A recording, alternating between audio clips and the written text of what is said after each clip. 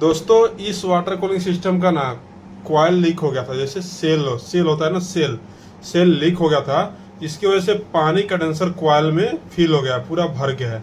तो हम लोग इसको किस तरीके से रिमूव करेंगे, मैं आपको रिमूव करके दिखा देता हूँ। देखो R141B हम लोग इसमें चार्ज करेंगे थोड़ा सा। देखो चार्ज कर रहा हूँ मैं, तो किस तरीके से इसमें से पानी निकल रहा है। पूरा पानी को हम लोग को रिमूव करना है और इस तरीके से फ्लश करना है यूनिट को। उसके बाद ही ना हम लोग कंप्रेसर लगा सकते हैं इसमें, क्योंकि देखो कितना